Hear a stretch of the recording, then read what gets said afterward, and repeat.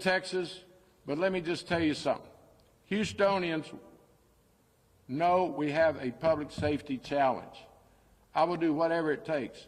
If we have to go above the revenue cap for public safety, and don't forget our firefighters, we want a safe community. Houstonians want one and deserve one and going to get one. When we lay out to be very transparent about the challenges, you all know it as well as anyone. You know what the response time looks like. You know what a crime scene looks like. You're Houstonians. You got family members you care about, and you're committed to the public. We've got to explain to the public that there's no free lunch. I want more police officers. I want greater resources. I want more firefighters. I spoke at a fire cadet class 2 weeks ago. Anybody want to guess how many graduated? When you used to couldn't, you had to turn down 100. That's the experience in my public career working with firefighters. You'd have several thousand apply for 100 positions. We barely had 31. We had 31 firefighters graduate the other day. And the sad news is most of them are already looking for other jurisdictions to go to work for. They'll end up in Pearland, Sugar Land, Katy, Huntsville, because they don't have a contract when I got in office, and they didn't know what their future looks like.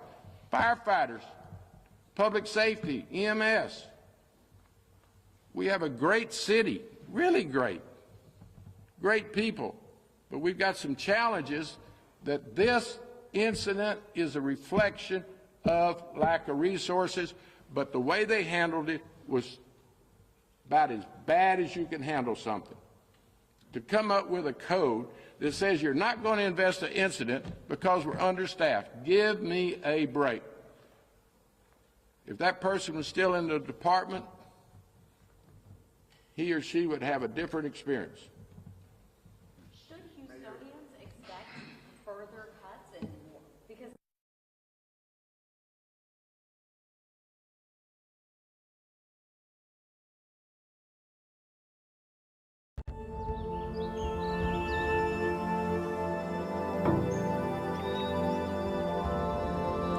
funding. But what it's requiring people to work harder and longer hours. And that's where you've got to be a friend or family member of a police officer to know what that does to that individual. It's such a thing as called burnout. And I know some really fine officers, I could start naming them, that say, I just can't do it anymore. I got a sergeant friend that was in homicide and couldn't handle the baby killings. She just said, I can't do it. I'm going back on the streets. Next thing I know, this person says, I can't handle it. One of the other sergeants, about 6 years ago, was hit by a DWI driver on the North Belt. A sergeant at a scene was hit by a DWI driver, and his body parts went everywhere. This friend of mine said she had to get a garbage bag to start picking up his arms, legs, and body parts. She has mental health issues, and she's no longer a member of HPD. Folks, this is dangerous, challenging work. I think we ought to have 2-person patrol cars. I can go on and on. I think we need to get after the violent offenders like never before. Speak out about the backlog at the courthouse and talk about how we're going to collaborate with all the surrounding agencies. Criminals don't recognize city limits or county lines. Mayor, we'll take 2 more. All right, 2 more. Mayor, I'm sorry I get to preaching this morning. have they found children who were also victims of abuse? I'm sorry, what? Were there any child cases in the? No, 0. Let me answer that. Yeah, here. This is not a, and we said that in the previous, and I'm glad you're asking that. We found 0 incidents or reports involving a kid or a child using this code. So thanks for asking that. We'll take a last one. Go ahead. 1 second. Go ahead. Can you clarify? I don't think any of us meant to mislead Houstonians when we used incident reporting cases. Good. Can you clarify when it becomes? Absolutely. So when a police officer, patrol officer goes out to a call for service, It can be involved in an assault. It can be involved in stolen property. There's a report that's generated. It's called an incident report, okay? So any incident report that was generated over the last 8 years that had that code on it, and I want to remind people, I'm the one that went to the mayor and said, you know what? This code was used in the wrong way. I want to open up everything. Any incident report it was used on. That's why you have that huge number, okay? But once it goes to an investigative unit, they look at it. Does it meet the elements of crime? Does it require additional investigation?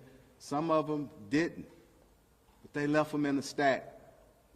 So in being thorough, transparent, and giving that respect to all the potential victims, and definitely the true survivors, I said we are going to look at all those reports. And it's a long, tedious process, but that's what our citizens deserve. So it's not a case until it is reviewed by investigative division, and then they make it a case. Now, some of them, let's be honest, should have been made a case years ago, but we got to sort that out. And that's what we're in the process of doing. So thank you for asking. And as days to come and weeks to come, we want to be true in that, okay? Because it's very important. They're hurting enough. And to answer your question, how I feel about, I'm so focused on the victims and the survivors and giving them the justice. I don't even really see any of that stuff. I want accountability. I want us to work our way out of this. And I want us to assure the public, not just talking, that this will never happen again. And other agencies, and the beauty of pain, other agencies in our county, in our area, around the nation, they're checking the back end of the coding process. That's the win. And I don't ever want us to forget about it, because if we can prevent another department, another group of whoever is responsible, and I will not get ahead of the investigation. If we can prevent that and help them clean it up, that's the goal. And that's the good news. Have you established a time frame Go ahead. to be done with the reviewing? I don't have a time frame on it. I want us to be thorough. The biggest mistake we can have to occur if we move so fast through this thing just to make people feel good. I want our citizens feeling better, but I want them having the confidence in us and building back the trust that we're going through this process. I wish we could finish everything up like yesterday, including our IED investigation. And when we ask about names, and I respect all questions, I'm not going to drip information. It doesn't help anyone. Let that investigation goes, and I promise transparency. As I said in the press conference, I don't know all of the state law when you're doing investigations of with police officers. Code 143 is what we go by. Whatever we can release, and I'm so glad that the mayor has an independent panel that's looking at it. That lends credibility. And it's also a third eye, if I can say, helping us to get to where we need to be, including our partners. And this is, to me, personally, these are the most important partners right here, standing to my left. Because they are the experts. What we should do, how we should investigate, how we should respond. Those are the most important. One final question, y'all, and we're going to get to work, because they need to get back to work, and they're normally not this quiet, but yeah. Go ahead. What departments are those officers being pulled from, and is that causing any issues with whatever cases or things need to get done wherever they're usually stationed? They're not coming from patrol, call for service loop. We still have to police our citizens. And I want to say this too. and to the criminals, because they look and they listen, they look at the news. Don't think that this is an opportunity to run ragged in our city. That's not going to happen. We got the same amount of patrol officers out there, and crime suppression teams are out there. So remember, though, the biggest thing is we're short, and we're working on that. And you have to prioritize. And I made a promise. If I got to pull from other investigative divisions, if I got to pull from community service, if I have to pull from our DRT, a lot of those people have training to be investigators. That's what we're going to do, because I told you, no sideshow with me. I'm laser focused on making these victims and these survivors whole. Whole. So thank y'all. Thank you very much. Thank you for coming. Yes, Sonia, go ahead. Yes, absolutely. I just wanted to say hi everyone. My name is Sonia Corrales, and I'm the Deputy CEO at the Houston Area Women's Center.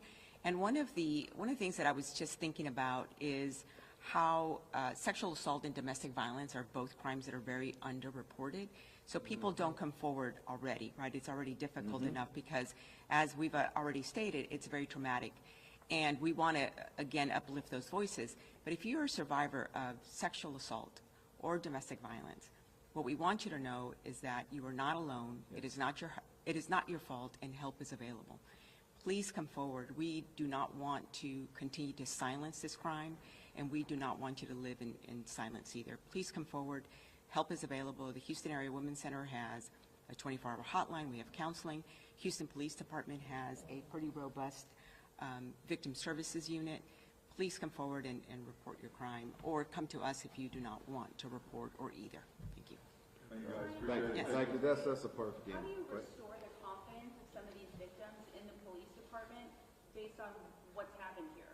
I mean, how do you encourage the victims to come forward and share when, they could have been told this isn't a case, sorry? Yeah. So one of the things that we do at the Houston Area Women's Center, and work very closely with the Houston Police Department, is help survivors navigate those systems, right? So one of the things that we know, just based on our research, based on other task forces that we sit on, is that we ask always survivors what they think. And one of the things that they've always mentioned is, we want an advocate. We want an advocate by our side. And so working alongside with the police department does mean that. It means that they're connecting survivors to resources. It means that we are allowed to come in and help and work with the victim services to help those survivors navigate those systems. The other thing that the mayor briefly mentioned is that Harris County does have a sexual assault response team, and part of that response team is not only helping increase the victim safety overall and just community safety, but also there's accountability, not only of the person who's committing the crimes, but also of systems, right? So how are we holding each other accountable? And one of those ways is that we are reviewing cases, and we will review those cases so that those systems are held accountable. So are you Final aware of question. survivors from any of these cases that have been reviewed so far? Oh, we don't have that information. Yeah. Okay. Thank you, All guys. right. Thank y'all. Thank you. Thanks for being here.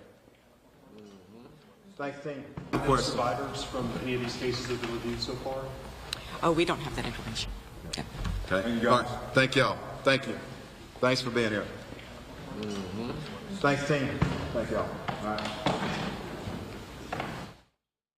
All right, so you can see that this press conference has just wrapped up out of Houston, Texas, as officials were talking about increasing trauma-informed services to victims. We do want to head to our nation's capital right now, and this is a live look as lawmakers are discussing a number of issues. We're going to pot up the sound and listen in.